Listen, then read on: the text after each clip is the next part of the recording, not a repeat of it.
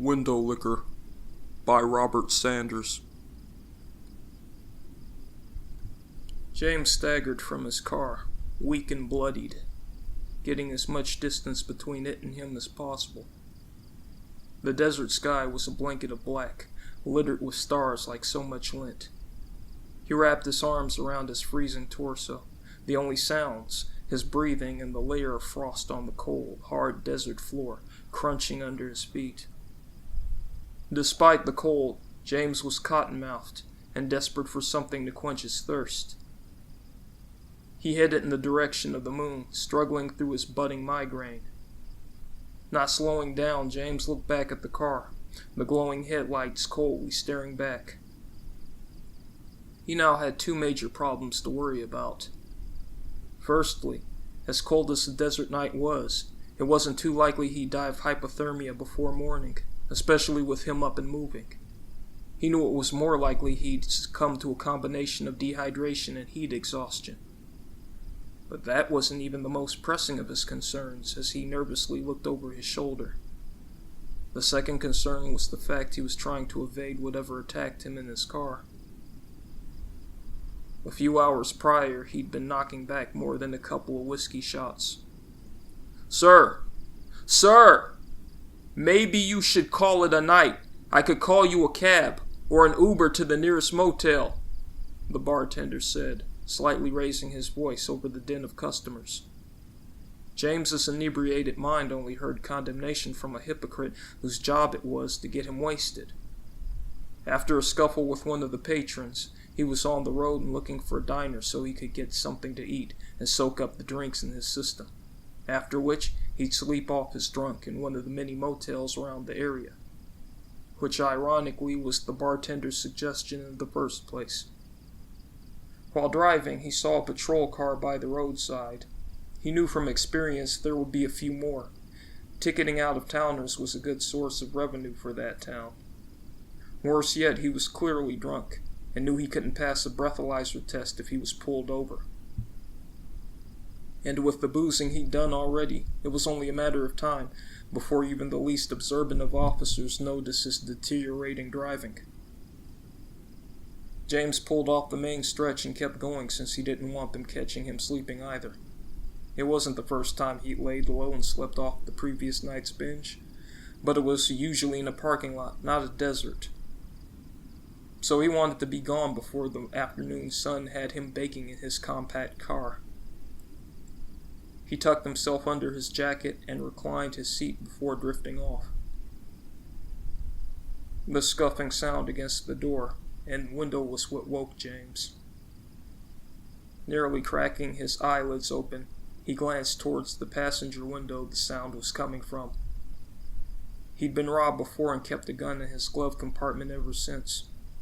Feeling for the ignition, he decided to get ready to squeeze off a few warning shots, should it be necessary. He tried to turn the ignition and noticed it was on the on position. He'd forgotten to turn the engine off. He also forgot to fill his near-empty gas tank before hastily driving away and getting himself stranded. A wet thud could be heard slapping against the passenger window as he strained his eyes to get a better look. James peered out of his periphery as the stranger clumsily dragged his hands over the door, feeling for a way in. The wet slapping noise was unnerving him more and more. It was still dark, but there was enough ambient light to begin making out the stranger outside his car. His grayish hands were large, with disproportionately long fingers. James didn't know if the darkness was playing tricks on him, but he could have sworn those fingers were partially webbed. What he was unable to dismiss so easily was the membranous pad of flesh which came from out of view and plopped against the window, causing him to jerk in surprise. It was a little wider than his hand and shaped like a lily pad. The translucent organ was wet, pinkish, and covered in veins.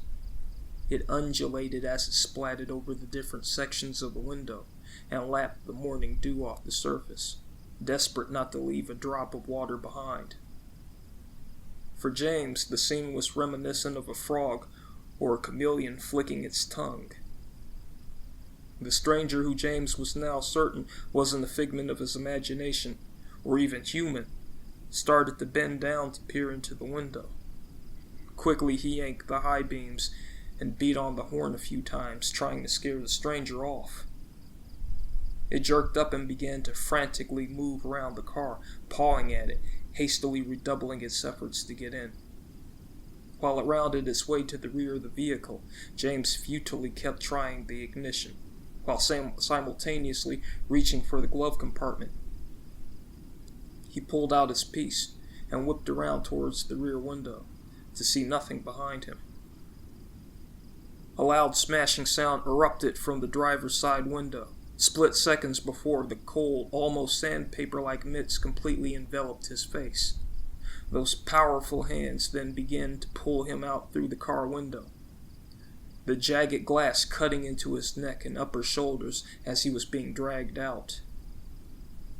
James's hands were still firmly gripping his gun, and he pointed it over his head. He emptied his magazine into the direction of the creature. The loud bangs were followed by a high-pitched, inhuman yell he just barely heard over the ringing of his deafened ears. The beast's grip loosened as he rallied his remaining strength to pull away from it, but it still refused to let go. With his nose and mouth covered and lungs burning for air, the world spun around him as he blacked out. Walking from the attack, the garbled memories of the last few hours were still trying to settle into a coherent chain of events in James's mind. He looked back at the car and used the shrinking glow of the headlights to roughly gauge his distance. He knew the monster had ample opportunity to finish him in his sleep. Maybe it got spooked and ran, or it could have went off to nurse its wounds and hopefully die out there, James thought. He was, however, thankful he remembered that the car was facing the moon when he turned around to park, which meant he was heading for the main road he turned off of. Meanwhile, every sound in the desert became suspect. Was that tumbleweeds in the distance, or the creature? Was there more out there? James started to pick up a faint trail of the tiny desert shrubs and cacti he ran over after he drove in. He estimated he was a quarter-mile from the road. A speck of light flashed in the distance. An officer. An armed officer, he wondered. Adrenaline flooded his system as he started sprinting towards his rescue. He made out the faint outline of a car with a light bar crowning the roof. His hoarse throat bellowed the word, "Help!" as deeply as he could while bolting towards the vehicle. "I'm close," he heavily panted under his breath, while trying to ignore his aching wounds. James heard the sound of the car door open and quickly close. "He spotted me! Help!" James said in a raspy, shot voice. He guessed the officer would be on alert at his approach and yell at him over his speaker to stop, hold up his hands, clasp his fingers, etc. Bang! Bang! Bang! James suddenly lost momentum, as if being violently shoved, a familiar weakness overcoming his body. When the pain hit, he felt like he had been punched by a heavyweight boxer. He clutched his chest and felt the warm liquid running down it before collapsing to his knees and falling on his back. The shuffle of feet quickly approached to his side. An officer was standing over him with a flashlight in one hand and his gun in the other. James reached his arm towards him, silently pleading for mercy, for help. He was in turn answered with a gun pointed towards his head, followed by the last sound he'd never hear. The deputy called in his report to the sheriff. He had him secure the immediate area. On his arrival, the sheriff pulled the covering off the body, accessing the situation before driving off to follow the faint car tracks into the distance. On his return, the sheriff slowly opened his door and walked over to his deputy. The sheriff wore a neutral expression and met his deputy's gaze with a calm, fatherly stare, a stare which implied he knew the truth already but just wanted you to admit it.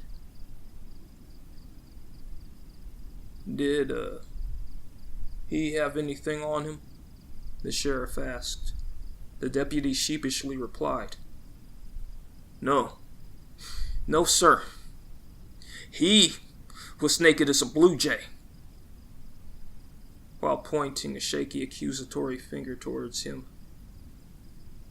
"So, I take it the baseball cap was a little decorative flourish on your part," the sheriff said in a dry retort. "What? Sorry, sir," the deputy said as he took in a few deep breaths to calm himself. He was already wearing the cap when he was running out the desert. I thought he was one of ours, Matt, or one of the vagrants out here, until he got close enough to see. It's weird, but I could have sworn he was yelling for help," the deputy said with an introspective look on his face. The sheriff glanced down at the sight and back at his deputy. "Hell, you might be right.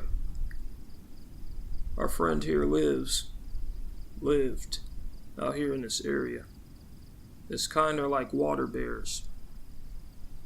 When all the water and moisture disappears, they do too.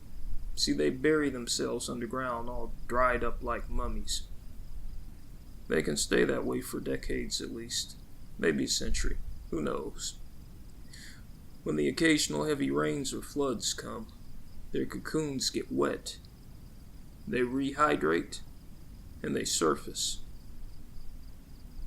The deputy's blank stare, brought on by the recent events and exhaustion, broke as he watched the sheriff kneel down beside the creature and grab its chin.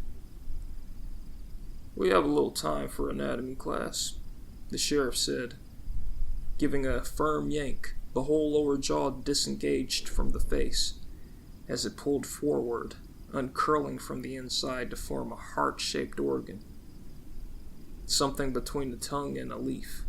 Rib-like supports attached to the central stem of that organ, which ran directly down the creature's throat. That's what they use to sponge the morning dew off rocks, or, on occasion, the windshield of a sleeping deputy's cruiser.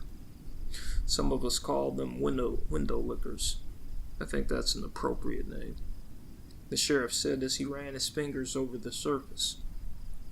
"Lizards or other animals they kill and eat are drained of blood half the time, just for the water alone."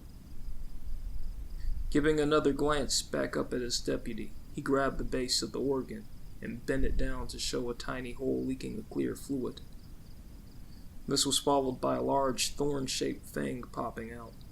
The sheriff gingerly pulled the fang to reveal the muscular tendril it was attached to. "This is where things get weird," the sheriff said before standing up. He pulled a wallet from his rear pocket and handed the deputy the driver's license and a photo from inside. The deputy read it. "James L. Layett. Was that the drunk Arnie called us about earlier?" "The same. Some out-of-towner. Look at the photo. It's just him wearing a beat-up baseball cap. Our desert monster is... Wait, you're not saying he got infected and turned into this thing, are you, Sheriff?" "Not exactly," the sheriff said. "That tentacle with the spike at the base of its tongue is a nasty little piece of work. If it captures a coyote or something a bit bigger, it punches that thing through the base of its neck, under the skull. Then it whips it around inside and slurps out the brains. For the time they spend sleeping, they have to catch up pretty quickly so they can find food, mates, etc. I got a theory. What if it digests some of the memories from its prey's brain as well? It then has access to their shelters, communities, watering holes, all without having to waste precious time figuring out that information for itself. I did find James's body back there by his car, and surely enough, his skull is completely empty. I could infer some witty observation on his intelligence based on his previous actions. And if he was born with that hole in his head, but I'm not going to. I figure he was so pickled by the time our friend found him. He got drunk after eating his brain. The deputy raised his finger like a student eager to answer a question before his peers. So you're saying he got so shit-faced the alcohol messed up the memory thingy and made our monster think he actually was James? Yeah, said the sheriff. So in a way, you could have very well gunned down a man running up to you for help. The sobering thought ran through the deputy and gave him chills at the implications. The sheriff patted the deputy on the shoulder. But it's not every day a sand monster with an identity crisis rushes up for help. I for damn sure encourage that you err on the side of caution in such a circumstance. The deputy solemnly nodded in agreement as he heard the sound of a vehicle coming down the road. You hear that, Sheriff? Someone's coming. I'll get the tarp for this. Don't bother, the sheriff said in a nonchalant manner. I called him. He's a government contractor who deals with unusual incidents like this one. James's car caught itself on fire right before my eyes. The damnedest thing. So there's not much for our spook in the truck to pick up. But how about you help us get James into the van?